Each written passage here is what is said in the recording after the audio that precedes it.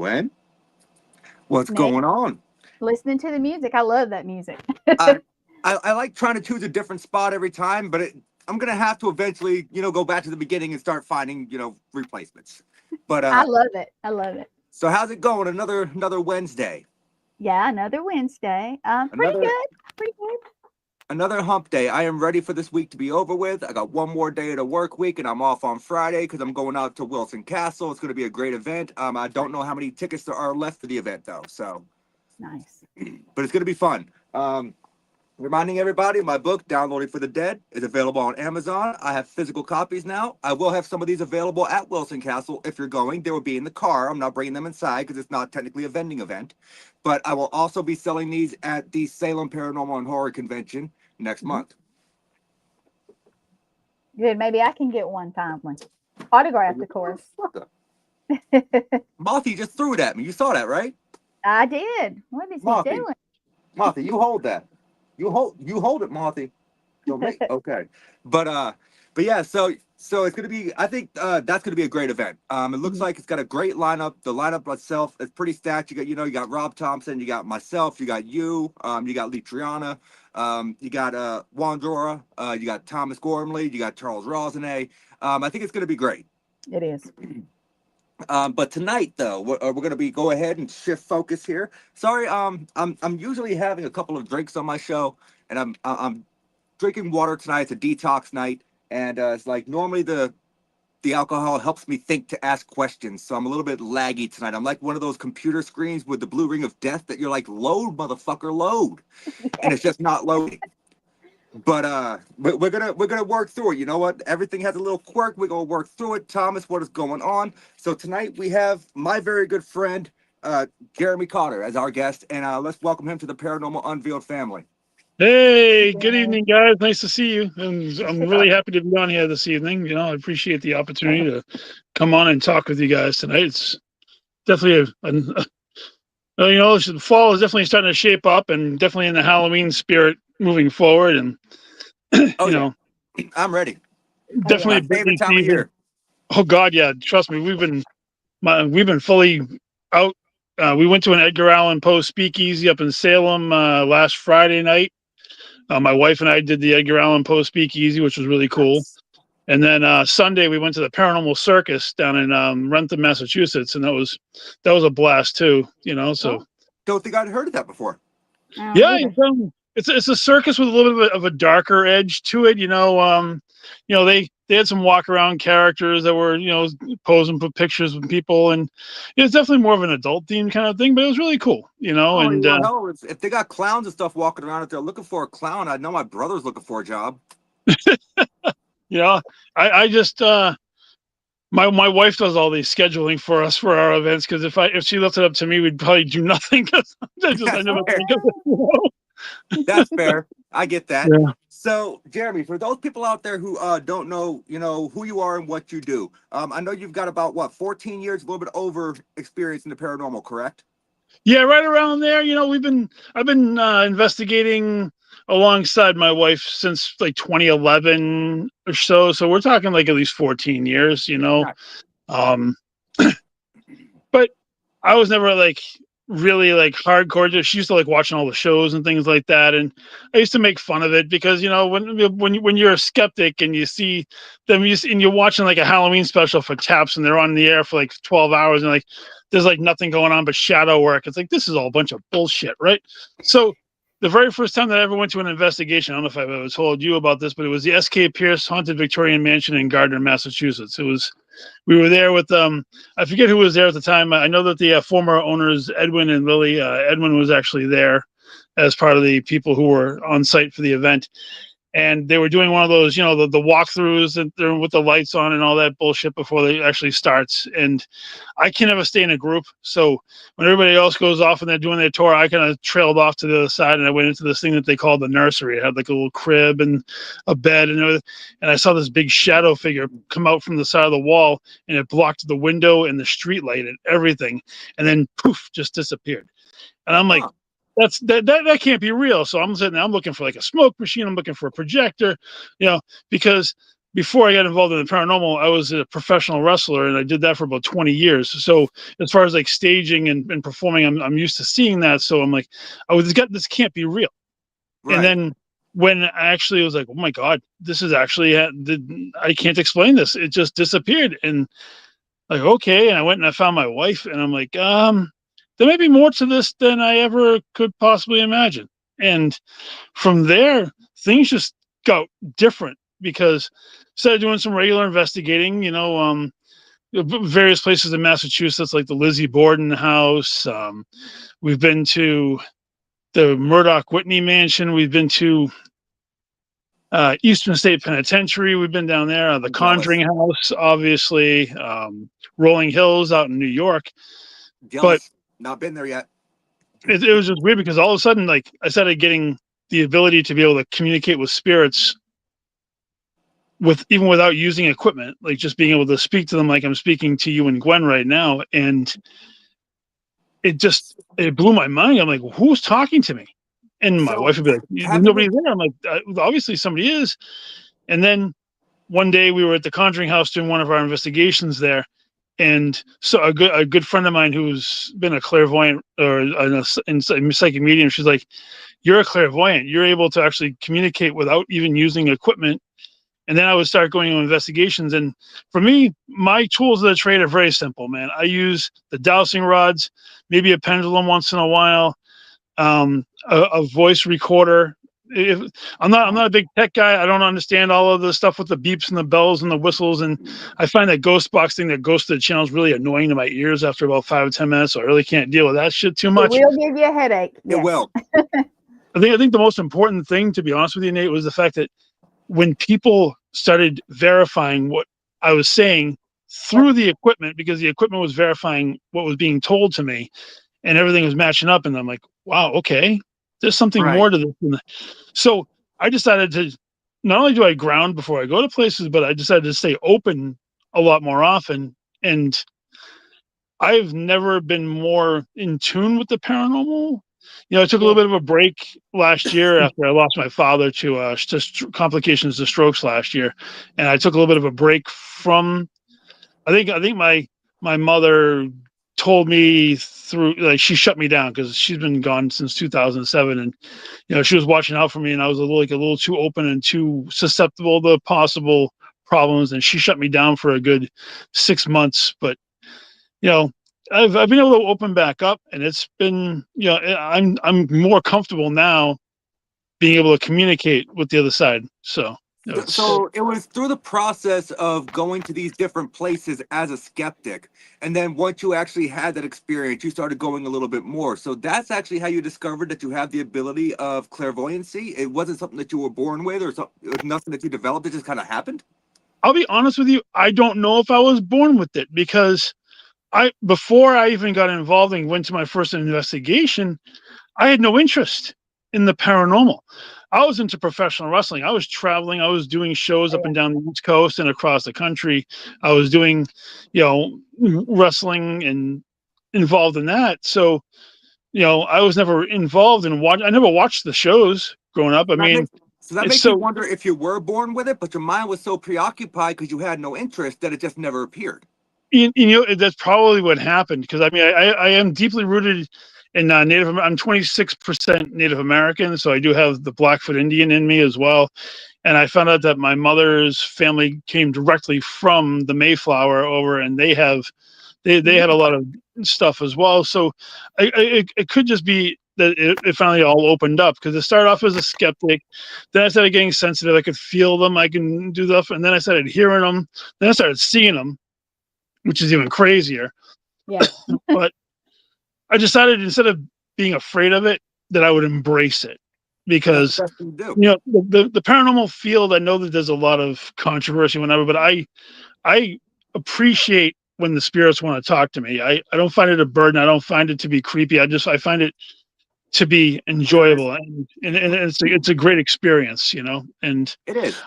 I'm very fortunate to be able to do that without using equipment. And I think that's a fascinating thing, and it's something that I've had to get used to, with being with Morgan, with her abilities. Like Yeah. she's not a tech person. I could put a piece of equipment in front of her, and she will probably go, if it's not a flashlight or a cat ball, okay, what is it? Exactly. She But will. and there's nothing wrong with that. It's not her style of investigating. She's a medium. She picks up on things. That's what she does. Yep. I'm more the tech guy, and I can tell you right now that 50% of the tech that I use, I don't even trust. So I mean, there's that. I mean, I I don't know, man. It's kind of weird how all these people go out and they trust this tech so much, but understand so little about it. Well, I truly feel that if you want to have a good team, you have to have a mix of everybody. You have to have Yep. some people who are tech, some people who are naturally gifted, some people, you know, you have to have a good mixture of both. If everybody's a tech person and nobody is sensitive to the environment, then you might not get anything, versus, I mean, and when you go to a location, you might pick up on something that I'm not going to see because it's your message that was supposed to be put to you and not to me. For me, it's weird. I mean, I work in a hospital, I work in Right. food services in a hospital, and I've run into so many spirits in the hospital. Mm-hmm. Like I was telling you about that we can definitely go into detail on some of those experiences for sure. But I witnessed my first transition from a human out of their body and into the light. And I actually saw that on the critical care unit one day when I was working.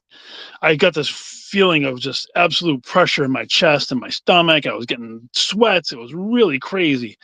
And then I looked over, and there was a gentleman who was surrounded by like 3 of the family members because it was during COVID, so we only allowed a certain amount of people in a room with you at that point.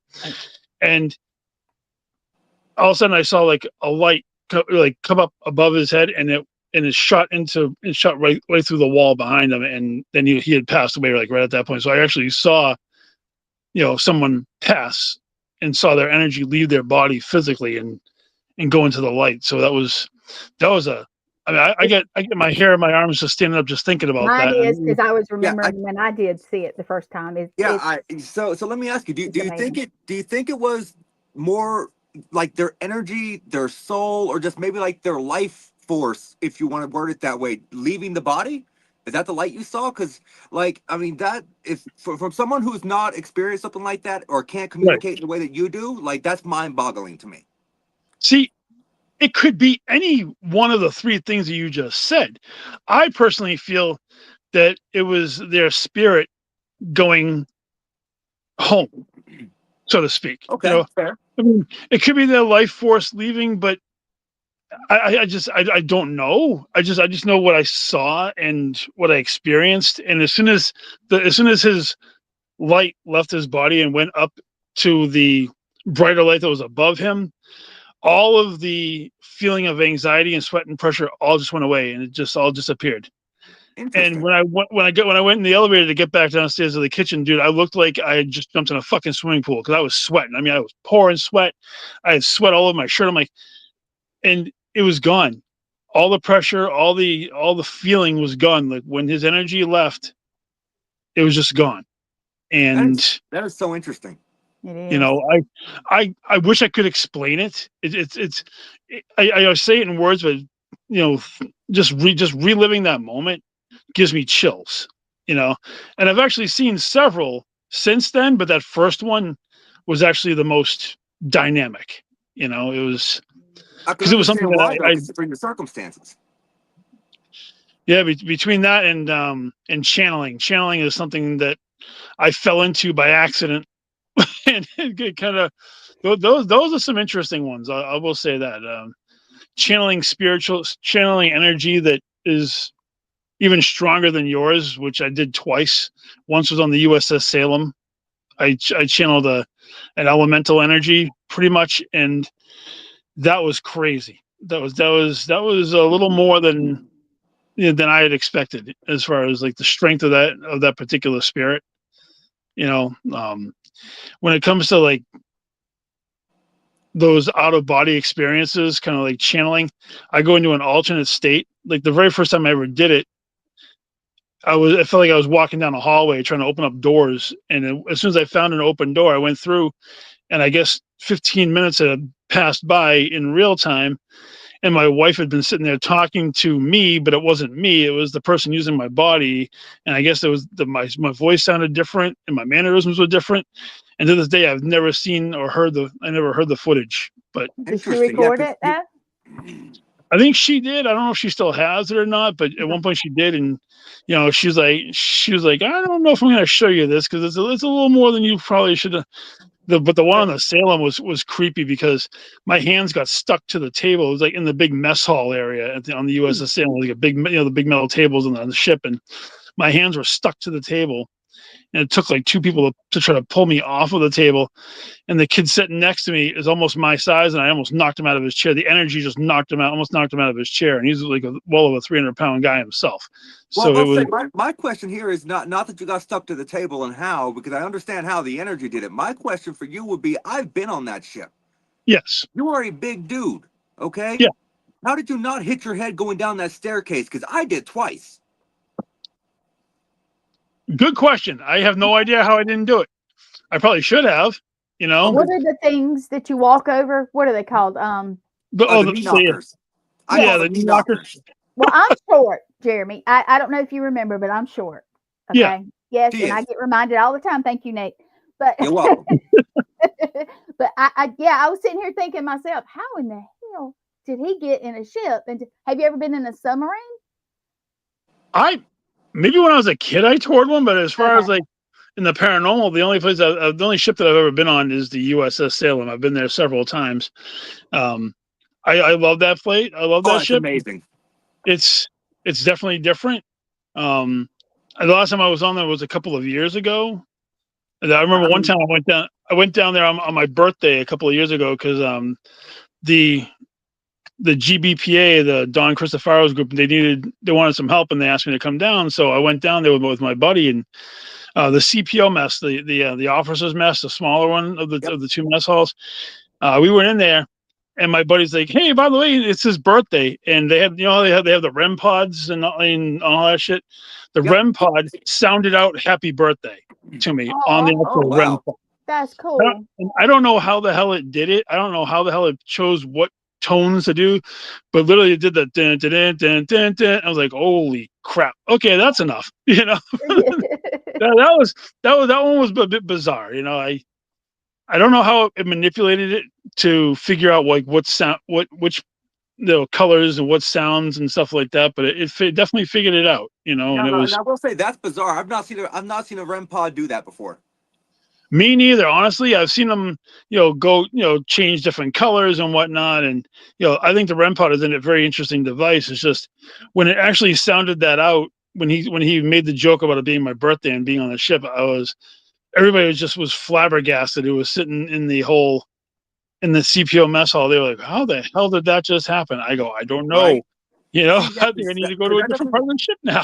It definitely shouldn't have done that. And a lot of people, that are not, I guess you could say, more adept to the equipment, I guess you could say, right?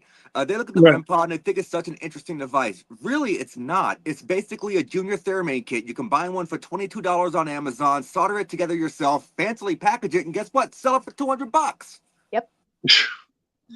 That's kind of a scary thought if you think about it, But That's, like I said, I'm not big on the technology devices because I don't really understand a lot of them. I think the time I heard the portal box is the one that doesn't do the white noise shit, right? correct. Is that a portal? I like that one because you get the same voice results. It's just you don't have to have all that channel flipping because Oh, that's crazy. Yeah. the very first time I ever experienced a ghost box was in the SK Pierce, and we were in the master bedroom. And Thomas. What's that? Thomas was joking and said, hitting his head or falling out of bed. That's Nate's. So yeah, he did that one time. He can't live it down. One time. It's okay. It only takes one time to get your balls busted constantly for it. Apparently. So Jeremy, you said earlier, you like using dowsing rods, right? I do. Have you seen a set of these before? What is that? It is a retractable dowsing rod that can fit in your pocket. Oh, those are cool. That's interesting. And see, this is what I was trying to tell Morgan the other day. I can't use them because every time I do, they just point back at me. They won't do anything else. Yeah, my dowsing rods, I actually got them from the SK Pierce. I think the caretaker, Marion Loma, her son had made them, and they were there one night, and I bought them, and they're the only pair of rods that I will use because they're completely in sync with my energy, and Nice. whatever questions I need to ask, it will actually do what I need it to do.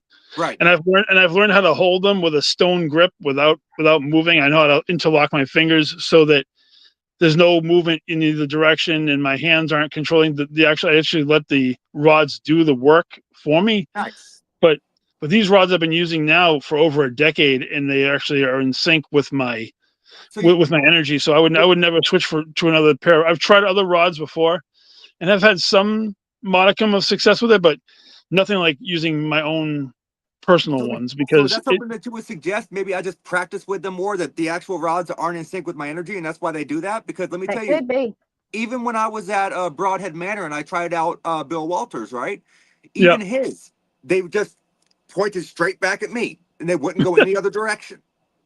You know, and it's nothing for nothing, but maybe rods are not your particular device. You know, maybe there's so many other devices that you know how to use. Maybe the rods weren't meant for you. You know, maybe. I mean, you've come up with other great ideas for items that you know more about, and you have devices that definitely work better for you. You know, Right. and I think everybody has certain tools that work well for them, and some that just aren't going to.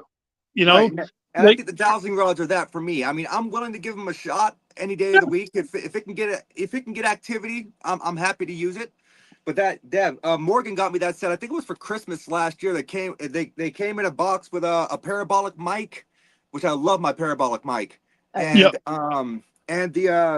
the pendulum board that I showed you earlier. Right. How do you do with a pendulum, Nate? How does it work well for you, or? You know, I have never tested it because I was so worried about the ideomotor effect and, the micro movements of your body making the actual thing move. And let me tell you, I have sat there and physically watched people use these things at Paracons, and they don't think I realize it, but I can see their fingers switching. Like I can see your hand moving. And so that's why I went through, and I was talking to Jeremy about this before the show, and I wasn't going to unveil this until Salem. You don't have to. I was just asking. You're good. So I went and decided to create one of these, which completely removed the human movement factor as far as your hands holding it, but you can still touch the crystal ball, because I feel like that human contact is a necessity to use one of these pieces of equipment. Right. But when it's sat on a stable surface, not like it is right now, because it's going to swing because it's sitting on my knee, and obviously I'm moving. Right. But if it's out on a stable surface, you can hold the top like this, still put your finger on the crystal ball, but you're not going to actually be able to manipulate that chain by your natural human movements. And I will eventually be building a plexiglass case to go around this, so this way we can eliminate natural factors such as drafts and other aspects as well. Nice. So I didn't want to test this piece of equipment until I had one of these, because I wanted to eliminate that human factor. That's what made me think about it, because I wanted to get into using one, and I'm like, I don't like what could possibly be causing it. I've got to figure out a way to stabilize it. Well, yeah, sorry. No, go ahead. No, please. You were saying something. I didn't mean to interrupt. What crystal is on there, Nate? Just curious. This one, is it rose quartz? I can't really think this tell. one is, yes, this one is rose quartz. My other one is bloodstone. Gotcha. My two favorite pendulums that I use is a tiger. I have a tiger eye one, because tiger eye is definitely good for male energy. It's definitely good to get in sync with with male energy. So, and then I have an obsidian one, because I like because it naturally grounds itself before you actually use it. Let me go into my stone bag here. Yes, I have a stone bag. Everyone should. I have one also, but mine's kind of everywhere because I traveled and I couldn't take everything, so it's... So this is the one that I typically use more often. I basically use that one as the prototype piece. But this is my bloodstone one that I use most. Nice. That's nice. That's definitely nice. That one feels like you, though, Nate. That I don't know about you, Jeremy. I get feelings like it feels like more him, like his. Well, I don't feel like I like anything used. I don't like using anything that's the color pink, for one. Right. Not saying that it's Well, a girly color, but no, I prefer the bloodstone for me. I just feel yeah. like it matches my energy. Yeah, Well, that's what I'm saying. rose quartz and your regular quartz, they're high energy stones, so they're going to pick up vibrations from everything around you before you even start asking questions or anything like that. You know, that's why I like the darker stones. I feel that they're more grounded, and you can Mhm. actually get a better feel for whatever questions you feel like asking. And, you know, as far as like natural equipment, the one thing I've been semi blocked from is using Ouija boards, because when I do, really weird shit starts happening. So I kind of the Ouija board that we used up in the Hinsdale house was nuts. You No, know, Morgan, rose quartz does not scream Nate. Okay, it does not. I have to see you on Friday. Remember that. But So you guys, when we're in Salem, if I bring my Ouija board that they gave me, they gave it to me as being the producer. Everybody signed it. Well, not everybody yet, but they signed. Everybody on the network has signed it, and it's got. I'll have to get it and show it to you. But anyway, we should try it. We should like a little trusted group should try it. I I'm think it would down be with cool. it. You know, I that's one. as long as you prepare yourself, because Oh when yeah, my always. energy gets put into a board, it can do some really weird shit. Because Again, I'll tell you, the board at the Hinsdale house, when my Mhm. wife and I were sitting there using it, and my movements were taken over by another energy in the house, and that was spinning the planchette around in circles, and I had to get yanked off of it. The energy was definitely off the Well, you scale. do well though, because you ground. I call it ground and shielding because Matt and Litriana had. That's the way I was taught. You ground and you shield at the same time. I know Right. you do your own set of stuff, but yeah, yeah, I I mean, ground in center, so it's yeah, basically the same concept. it is. It is. Absolutely. Yeah, and I be real with you. There's a piece of their yard that is the spot that I do. It helps me the best. So before we go on a trip, I call it carpet grass because it's really nice grass and like that. And Yeah. that's my spot. It's not at my house. It's at theirs for whatever reason. It just Oh, that's where it is. yeah. Well, grounding is really, really important. Yes. I was horrible about doing it, and I still have my struggles. Sometimes I forget to do it because I stay so open for contact and just for interaction with Yeah. spirits, that I forget sometimes to ground. And when I do that, I can pick up energy like crazy. But Mhm. it's it's really important to ground. I It wish is. I needed to do more practicing what I preach on that, because I definitely, for people who start out doing investigations, it's always good to learn how to ground yourself, to make sure that your energy stays with you and doesn't get left behind, or Have you Right. ever you. tried Or, a grounding yeah. mat or a grounding sheet? Have you ever tried any of those? I usually will use a grounding meditation on like a 10-minute grounding meditation on like a YouTube, and Oh, well, this is a I'll mat. It's like a like a yoga mat. it looks a lot like it, but it has the plug and it actually helps you ground and it can help with Oh, stress, anxiety. All it's nice. And there's a sheet also. I want a sheet because I have I've trouble never heard sleeping. of it. Yeah. Sounds interesting. Yeah, it's if you ever get a chance to try it, do I might because have to look it's into one of those too. That's interesting. I've never heard of one of those. I have to send you. No. Yeah, we do. Lee and Matt have some in the trailer with all the equipment for the group, and their sheet I've never used, but I've heard that it helps you relax and all. We were having that discussion about how I have a hard time sleeping, but the Oh, mat wow. you can sit on it, and it's not sit on it. Well, you can, but I put my feet on it, and it's probably I don't know measurements, but it's not huge, but it's big enough for you to put your feet on and it works, especially when it's really cold and stuff. That's pretty cool. It is. Yep, It You is. know? Morgan. And I and think to you'll like, and Jeremy they're not expensive. They're really not. and to Jeremy's point though about the grounding though and how important it is, Mhm. I'm pretty sure in I think it's chapter 2 of my book, which is called The Dangers of Investigating the Paranormal. I go into how important it is to protect yourself by, of course, your own faith or religion, whether you want to say a prayer, whether or not you want to ground, do whatever you do. Yep. But that's always important. And another thing that a lot of people forget to do whenever they go into these places is they never set ground rules for contact. I've never really seen a team go in and say, this is what I want. You're not allowed to hurt me. You're not allowed to follow me home when they leave. That's Right. dangerous not to do something like that, even if You you know do what? it And mentally. Ooh. to me, one of the most important things, be respectful to the location and the spirits that live there. That's their Yes. home. You're coming to visit. You're not fucking living there. You are coming there to visit Right. and interact with them.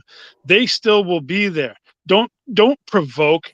To me, provoking makes me so irritated. I can't stand when people are like, "Oh, I dare you to do something." Really? You really want them to do something. If you don't That's not a believe good idea. that this, if you're not believing what you want to see, then maybe you don't belong here. Maybe you should go do something else. Yeah. Yeah. But when you go to I a don't. location, be I'm like you on respectful. that. I don't like provoking. No, we don't provoke. And when we do events, we don't let anybody. We tell them no. I Just will no. say I did the other night. I was poking the bear over there with Ian in the closet. I was having a little bit of fun with him. Thomas, you're so funny. Oh, I want I ended up Ian so having, bad. and I ended up having weird dreams all night, which I don't That's dream. It's just like you don't know these people. And you want to talk to these spirits, but you don't know these people. Right. You're like, you hear the stories that the historians of the property tell you, and you get a basic understanding of who these people were that lived there, but you really don't know them. You don't know what kind of people were. You don't know what kind of personality you're dealing with. You'd be like, oh, this guy owned the house. He could be the biggest jerk on the planet, maybe, or he could be the kindest soul you've ever met. But I also believe that in death, your attitude doesn't change. If you were negative on Earth, you're probably negative there. But if you're positive, you're going to stay positive. I don't think that there's any real change there. Just like I really have a hard time with the whole D word and the whole paranormal. I don't believe that stupid thing, because realistically, anybody who would ever come face to face with one of those wouldn't even know what to do with themselves. Period. It is way more, and I feel like we touch on this probably every other week on the show, but it is way more uncommon than people will make you believe that it is. I agree. Because you go into a place, like you said, you might hear the history of a person, right? But you don't physically know how they were in life. Here's the thing. If you go into a location, just because you get scratched, just because you might get bit, or I've been punched in the eye before, if you get pushed, that doesn't mean it's one of the demon words. It's not a demon. It's most likely a person who was just a nasty person in life. They left behind a nasty energy. Yeah, and are there stronger energies than other ones? Absolutely. Are there like controller spirits in certain locations? Of course there are. Oh, yes. Are there elementals that you run into? Yes. More so, I've dealt with a lot of elementals in various locations. I think maybe because of my Native American connection, I might have more of an interaction with them. But I respect all of them. This is there. I would never go in and try to challenge a spirit. So I mean, I've been challenged by spirits, and I usually will just be like, hey, you know what? This is your turf. Usually when I go into a place, the child spirits and the women look for me for protection, and then the dominant male is usually the one who comes like, I'll get pushed by them, or I'll be grabbed, or come up with like phantom bruises out of nowhere, kind of a thing, But the phantom bruises thing is always fun. Oh, it is. Scratches, bruises, having your energy drained out of you and not even knowing how the hell that happened in the first place. I've had that happen a few times, which is crazy. So what is your opinion? What is your opinion from your experience on thought forms? Do you think that's a real thing? Like how people can go in and they look for the same entity over and over and over again, even though the entity was never there to begin with. Just the energy that all these people put in looking for the same entity created the entity essentially. I do, to a degree, agree with that. If you get a group of people who are like-minded and want to see the same thing together, and they all think it, I think something can be formed. And is it mass delusions, or is it is it just your mind playing tricks on you because you want to see it? Maybe, but who am I to say? That's right. I'm a person who's never been of a sheep mentality. I'm a little bit out there. I'm a little bit off the rails with certain things, and that's because I can't follow I don't just jump on board. Hey, it's a demon. No, it's not. You Yeah. know, and or did you hear that dog? Yeah, I don't think it was a dog, but it definitely was showing itself as a dog. I mean, you just don't know. Right. That's I've very true. I've So I've, out of I've all these places you've been in your travel, did you have yeah. a favorite place that you've been? As a matter of fact, I do. I'm gonna say probably the Oliver House in Massachusetts is one of my favorite places, just because there's a lot of Native American energy there, and I've connected on a different level with.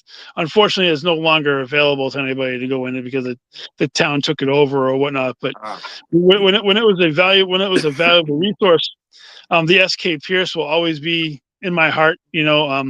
Rolling Hills was really cool. I love the Lizzie Borden place before they turned it into a circus. Oh. Even my first time at the Conjuring House was cool. I cannot stand what has happened to that poor property along Who do the you way. think bought it? Who do you think bought it? Because I saw a thing today that said it got pulled off of auction because someone purchased the deed from the bank. I was wondering who did. Yeah. I don't know, They but haven't released who bought it yet. I'm just curious. what's weird Anybody is knows, text us, message us, put it in the thing. We want to know. somebody jumped in because they had that big groundswell from like Jason Hawes and Andrea Perrin, and they were actually working on building up the funds, and they were going to buy it and turn it into a public property. I think somebody with deep pockets went in and because I mean it was supposed to go up for public auction on Halloween? Is that what it Halloween? Yes. was stated? And all of a sudden they're like, "Oh nope, it's done. It's been sold." It's like, what? I just hope it wasn't Matt Rife and that other dude. Oh no, please no. You know what? If it is, Ooh. it cannot be worse than Jacqueline Nunez. I'm sorry. I don't care. I don't care what gets said about me or if I get banned from social or whatever. It cannot get worse than when that woman had it. No, I heard horror stories from a lot of people. The people who had it before them, Corey and Jen, they were great people. They were friends of mine. It was really nice. Every time I go down there, I'd always sit there and talk to Corey, usually about like Star Wars and stuff like that. It was really cool because we had similar interests. And then when it got taken by her, it got turned into this mess of golly knows what. And but it's kind of scary because I mean they had raised almost $60,000 on the GoFundMe thing towards the house, and all of a sudden now it's sold. We don't know how much it got sold for or who bought it, but somebody came in with some deep pockets and bought that thing. Do you guys think it might be a gimmick and it just not sold and they took it off? No, I think it really got sold. If the bank pulled the listing down, then they have a serious buyer who has serious money. Yeah, it's gonna. You know what? I'd rather have it be Matt Rife than Zach Baggins. Oh, yeah, my whole issue with Matt Rife was the fact, like, to do the Warren Occult Museum and their house, right? It's $2,000 a night. That is ridiculous. I understand that it's history. Is that what they're charging for that? $2,000 a night. Jesus Christ. Yeah. Yep. And that is why that's why Morgan just made the comment of, I hope it's not another $2,000 a night location. And you only get, I think, like 4 hours in the museum and then another 4 hours wandering around the home.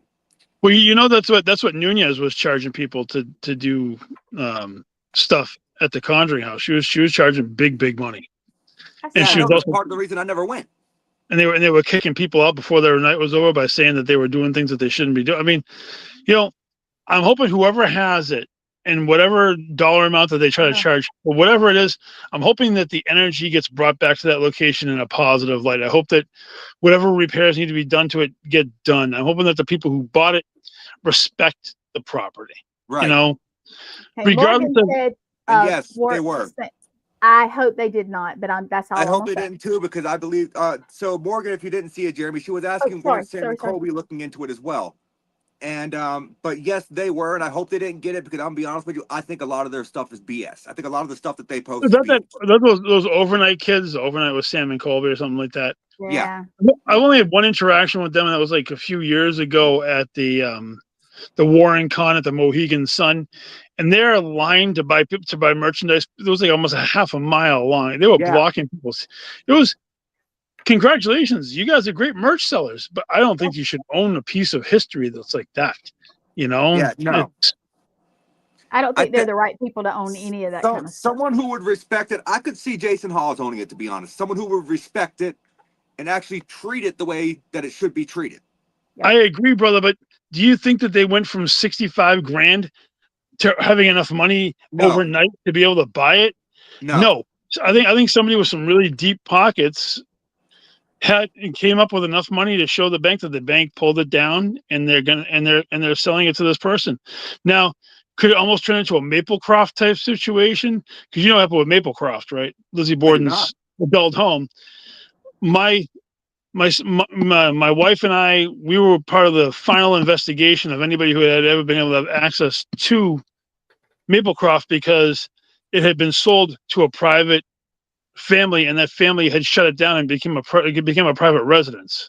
It was taken down from being used as an investigative location, and they turned it into their own private residence. So Interesting. yeah, it was that place was beautiful too. We had some very interesting interactions there with Danny and Lauren Perez, really good friends of mine as well. Love you know, them. Oh, Danny and Lauren are awesome. The amount of really cool people that I've met As a along matter the of way in the fact- paranormal. Oh, I love it. I love it. So I'm gonna put this out there to give them encouragement. I'm trying to get them to do a podcast, or if not a podcast, at least maybe some specials here and there. So I'll tell you, everybody tell 'em. right now, I know they are stretched out. They're nonstop They are. between. I think they even did an event today between like 7 and 8 o'clock at night or something like that. Yeah, So and they have something coming up about something with a library too coming up, I think. yeah, They they got a lot. do library tours in Connecticut and stuff like that. Mhm. You know, it's gonna. It was great to see them in Maine, where you and me and Russ and Christine and Adam Began had that panel, which was definitely the most interesting paranormal panel I had ever been on. And I mean, it was fun though. it was. And you know what? We're going to be running it back next year, because I know that Jeff wants us to do a part 2 next year. I know that You already know I'm down.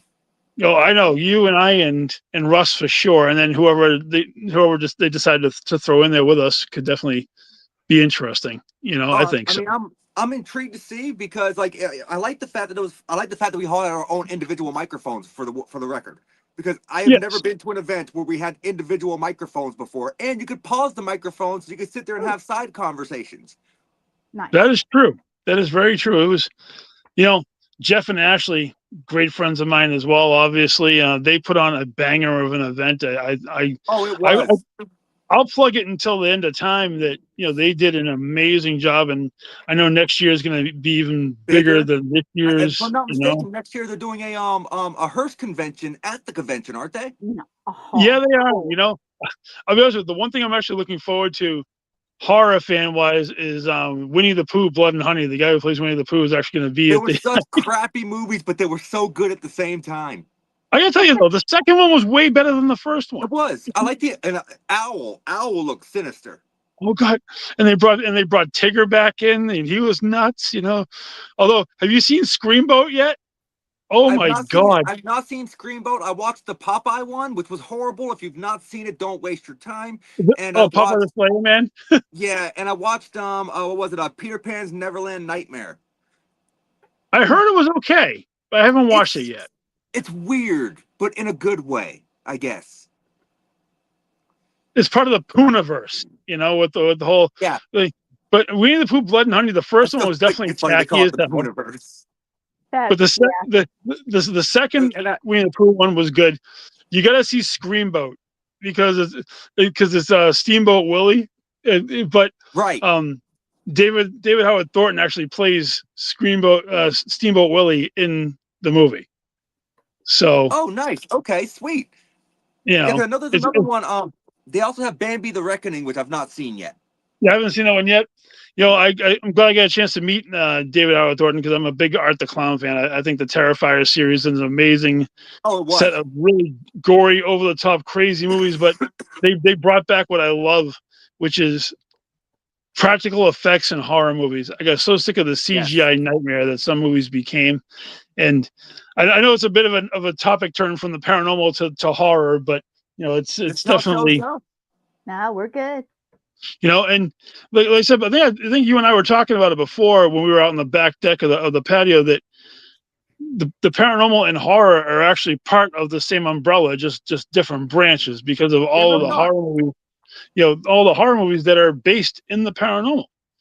Everything Right. from The Exorcist, and everything. You can go back even further than that, even with all the old black and white Universal Studios things, paranormal cryptids, It aliens. all goes hand in hand. It really does. It goes all the way back to the original Nosferatu, the old, and the silent movies back 1922. then, Dr. Phibes and all of these other weird ones, Yes, and the way that Max Schreck actually portrayed Nosferatu in 1922 was freaking amazing. Yeah, let me tell you something. Skarsgård sucked as freaking count. I've heard, unfortunately. I still think they should have cast Willem Dafoe. I agree, but I mean, I hate to say that. I watched that one and I watched Crows side by side, and oh god, those are two movies that Skarsgård should not have agreed to. Interesting, because I've not seen the Crow reboot either yet. Oh, really? Don't do it. Don't do it. I will take your advice. Because the original Crow with Brandon Lee, that's the way it should have been just left. Yes. And they did like 2 or 3 sequels, but it's a different actor because the Crow's energy moves from tortured soul to tortured soul. And if they had made it with a brand new tortured soul, then I wouldn't have had a problem with that. But the problem is they remade Eric Draven as Skarsgård. You can't take that away from Brandon Lee. That was Brandon Lee's movie. I mean, that was perfectly done from beginning to end. And to try to take that movie and revamp that, no. Yeah. That's as bad as when they tried to remake Nightmare on Elm Street with Jackie Earle Haley. Oh, that was not. That was weird. I hated the Rob Zombie remakes of Halloween too, to be honest. That's just my opinion, but I couldn't stand those. I'll give you what. The first one was actually not bad. The second one with the girl on the white horse throughout most of it was a damn travesty of justice. It really was. I love you guys. You know what? I have a question for you then, boys. Okay, Sure. You love the old stuff and the classic stuff, let's say. Yeah. How about the new stuff? What is a really good, one or two, it doesn't have to be just one. What is the best, newest, like, I'd say within the last, 10 years maybe? What is the best horror movie that's new? Well, The Terrifier trilogy, I gotta say, without a doubt, because they're finally opening up a little bit of Art's backstory into the third movie. And it's so sick and twisted that for some reason it's just good. And I'm a huge fan of the Saw franchise. I think that's a great franchise of movies. I like every movie. One thing about Terrifier though is if you're not a fan of gore, those movies are probably not for you. No, it's true. I absolutely agree with you. But I also love the Saw franchise. Besides that one, I think it was like part 2 or 3 where that dude fell into the pit of freaking needle. Ooh, no, I didn't like that. That was number 2. Yeah, that was number 2. Yeah. But the fact that the movies are all tied in and the story intertwines through all 10 of the movies, I like that. I like that. The Scream franchise, I'm a big fan of, like that horror comedy kind of a thing. Obviously, like classics like the original Texas Chainsaw Massacre. I love that one. But everything after that was complete garbage. I agree. Because there's like 17 different storylines in the TCM universe, it's kind of hard to pinpoint on one particular one, Yeah. Just like, it just really like Halloween. it travels so many different directions that you really can't keep track of it. I gotta tell you, the Halloween franchise to me is the most broken franchise I have ever bore witness to. Now, it is my favorite horror movie series, though, but I agree with you. Well, if you think about it, and I was watching this thing on TikTok, there are 5 storylines. There is. In Halloween, and none of them fucking make sense. No, and I still don't understand why in the hell they made Season of the Witch. They made Season of the Witch because they were trying to do like they wanted to get away from Michael Myers after the second one, and they were trying to do like they were going to do individual movies based. They were using the Halloween as the umbrella, and they were trying to do every individuals, but seasons of it which failed. So they went back to Michael for 4, 5, and 6, and then Age 20 and Resurrection, and then you have the Rob Zombie ones, and then you got the god awful trilogy from 2018 and Halloween Kills and Halloween Ends. And they're threatening to make another one. I'm like, you put him through a car grinder. You literally watch him turn into hamburger meat on screen. How can you possibly bring him back? He's not Jason freaking Voorhees. So they're going to find a way to do it because being that one of my favorite franchises, I own a lot of the behind the scenes like DVDs and stuff. And Mustafa Akkad, who is Malik Akkad's father. So Malik Akkad is now the producer of the movies. Mustafa was the producers originally. Mustafa said he wanted to make 22 Halloween movies. That was his perfect number. Oh. Why 22 of them though? I don't know. He never explained it. But when Malik took over the franchise, he said that he was going to hold true to his father's wishes and try to get it to 22. I just like, I don't like when they make major changes to stories. Like when they decided to try to when they remade Evil Dead and they made a woman Ash. Yeah, that was terrible. And I have nothing against women playing characters, but Ash is Bruce Campbell. You cannot use anybody else except for Bruce Campbell as that really character. Can't. You can put anybody behind a Jason Voorhees mask, although the Kane Hodder ones and Jason versus Freddy are probably my favorite Jasons of all of them. Although C.J. Graham in Part 6 is a great movie. I got a chance to meet him at Jeff's event too, which was really cool. That's a good point, Morgan. Yeah. Oh, sorry. You want to read it to him? Morgan said, don't get me started on Jason. How do you go from a deformed 12-year-old to a gigantic man after you've drowned? That's actually a pretty good point. Frankenstein? I don't know. Because they had no idea which way to go with the franchise. Fair. Fair. And so for me though, I have to say, besides the stuff that we were talking about earlier, I've not watched any really recent horror movies. Just because I don't really have the time. I squeeze them in as I can. But for me, and it's not really newer, I guess you could say, but it's in the newer genre, I really enjoyed Sinister. I haven't sat through that one yet. I've been thinking about it. The Insidious ones had a little bit of something decent here or there. They were decent. I hate the Paranormal Activity franchises. I didn't think the first one was completely garbage, but it definitely was. Well, they did that whole campaign where demand that it comes to your city, and if you get enough demands from your city, they'll put it in the city, and everyone who demanded it, they'd put their name in the credits or whatever. And I have one of the original copies of Paranormal Activity with my name in the credits because I demanded it came to the city. I went and saw it. I called the film company and demanded they took it back. I was more interested as why my large cup wouldn't fit in the cup holder at the movie theater, but the extra large cups would. Wow, that's weird. It was just crappy. Morgan is asking, isn't there a new Insidious coming out? I've heard rumors there is, and I'm looking forward to the Black Phone too. Oh. I saw the first one. It wasn't bad. I hate to say it. If you want to watch that style of movie, feel free to turn on the Lifetime Movie Network any fucking Sunday at around 8:00, and they pretty much use that formula over and over and over. Trust me, my wife is a diehard fan of the Lifetime Movie Network, and the whole capturing and keeping them in the basement or the cellar, it's been used. That formula has been used by the Lifetime Movie so much. It's just sad. It really is sad. I watched the Black Phone. It wasn't horrible. I'm just like, why? I just like Ethan Hawke, so I think he's a good actor. Oh, I agree. It's just for some reason that particular formula has been beaten to death by network television to the point where it's hard to like really get behind it in the motion picture, especially if you're gonna spend money to watch it. That's why I wait till they just come out on streaming platforms. I'll find it somewhere. It's gonna come out somewhere. If you like a really good horror movie Christmas crossover, A Mean One is really fucking funny. That was actually really good. I enjoyed that. That's another David Howard Thornton. He played the Grinch in that one too. Yes, and I will back you 100% on that one. That I thought that was really well done. I enjoyed it. And Cocaine Bear was freaking hysterical too. By the way, I I've thought not that was seen that great. yet, but I've heard the kind of movie coming out called I Cocaine saw the Sharks or previews. something. I have not seen it yet. It was interesting.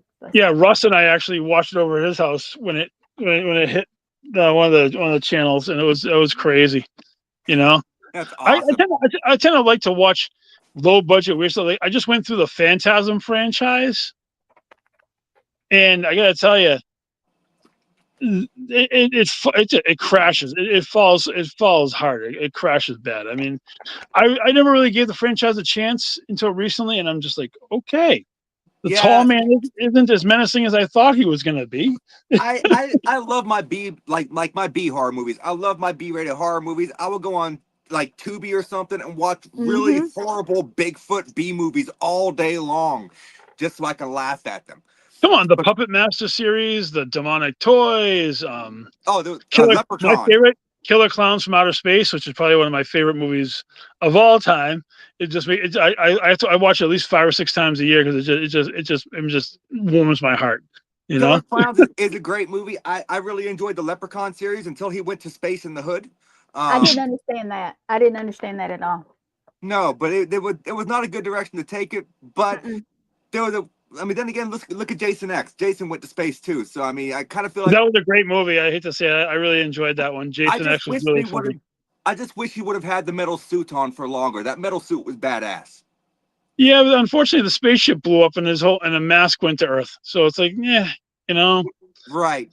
The worst Jason movie is Part 9 anyway. So Jeremy, I just realized we got about 10 seconds left. We're going to run a little bit over because at the end, I always have 3 standard questions that I ask my guests. Sorry, I babbled too much. I guess we took it too No, you did. You're good. The conversation went good. It was a really good flowing show. I enjoyed it. Oh, yeah, it was great. So typically I ask 3 questions at the end of every single podcast. Question number 1, you have a bucket list location that you have never been to. It could be anywhere in the world to investigate the paranormal. Where are you going? Alcatraz. Love that. Honestly, God, I really wish I could go to Alcatraz.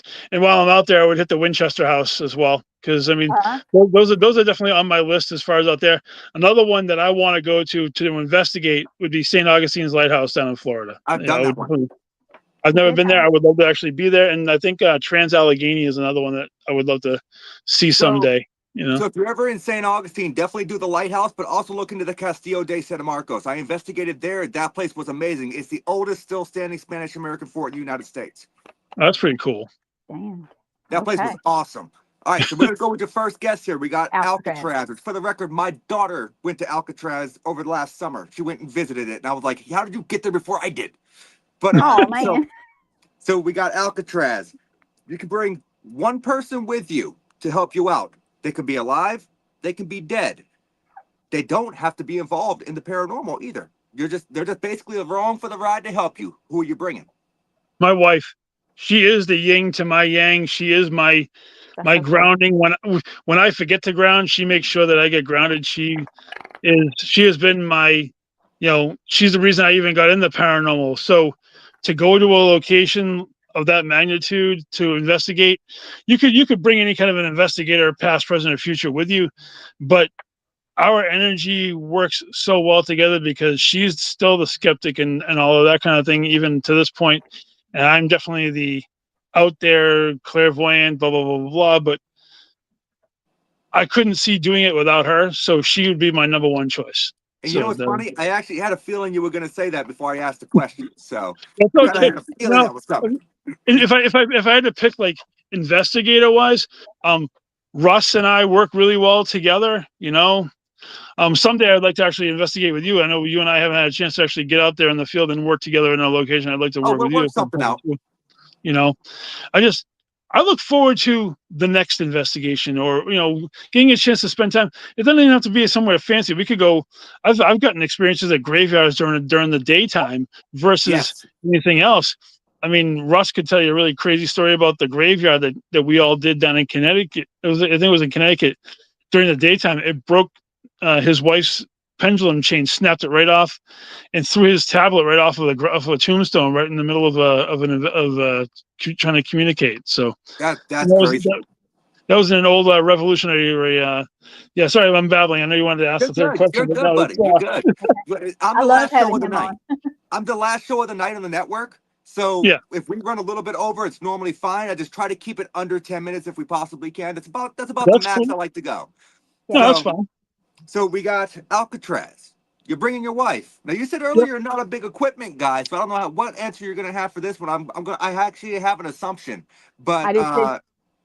you got one piece of equipment you can bring with you. What are you bringing with you, and why? Good question. I thought about it for a few seconds after you mentioned it, and I'm gonna say, my rods most likely would probably be 100%, but more so than that, my intuition and my actual inner abilities, I So trust you. them more than any piece of equipment that I've ever had an opportunity to use. If I had to go low key, maybe just a cell phone with a recording option to record, asking questions and stuff like Right. that. Right. But I would definitely, my rods, when any investigation I ever go to, whether it's Wilson Castle or otherwise, the rods are always with me. They're always in my So pack. you take the rods, your wife can take the voice recorder. There you go. There's Hey, that works. Absolutely. That works out great. That works out great. But Yeah. Jeremy, I appreciate you coming on the show tonight and speaking with me for an hour, brother. We greatly enjoyed having you on, man. Yes. We'll definitely have you back on again.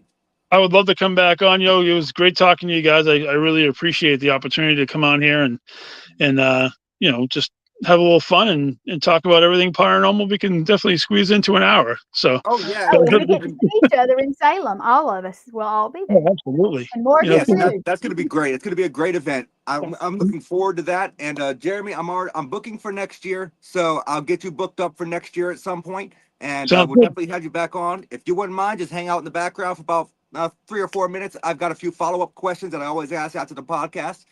Sure. I'm gonna put you back. Guys, We'll see you in a minute. that was the Paranormal Unveiled podcast with Jeremy Cotter. Great guest. I absolutely enjoyed that conversation. That was really fun. He's awesome. I like how it kind of transitioned very slowly into the horror movie thing, which, sometimes we get sidetracked. That happens on a podcast, guys. That makes it good. That It makes does. it really And good. it's what's called natural conversation. Mm-hmm. When you get on here and you've got a guest that you feel uncomfortable with and you're trying to do your thing, it just gets stiff. It gets awkward, to be honest. It gets weird. It does. And both you and your guest can feel that tension, or not really the tension, but the awkwardness. And when you try to break it, it's very difficult to do that. That's why I do try to choose guests that I have kind of a repertoire with, that I can have these just, coherent, natural conversations. They just flow. Yep. But guys, that was tonight's episode of the Paranormal Unveiled podcast. Be sure to go and pick up a copy of my book off of Amazon, Downloading for the Dead, Investigating Paranormal Applications, or get it from him. Get it from him in person. Or you can come down to the Salem Paracon. It's the 15th of November, correct? Yes, and I'm gonna play the commercial again if that's cool with you. Awesome. And I will have these in person and I will sign them for you. So looking forward to seeing everybody that's going to attend that event. Martha, you hold it. You already threw it at me once. But I'm looking forward to seeing everybody at that event. And I will also see you all next Wednesday. Same spooky time, same spooky channel. You want to tell them who's coming? Who's the guest? No. He can't remember. Okay. So hang on. Next Wednesday is actually going to be a pre-record. Oh, that's right. That's right. Yeah, so next Wednesday is going to be a pre-record, guys. So I won't be live. So you can still get on here and ask questions. I'm just not going to see them. I will probably monitor it, just to answer something. So that's fair. That's fair. But next week's guest is going to be Joshua Adelia. It's going to be a great conversation. Mm-hmm. He's a very knowledgeable guy. He's been doing paranormal work for quite some time. Yeah.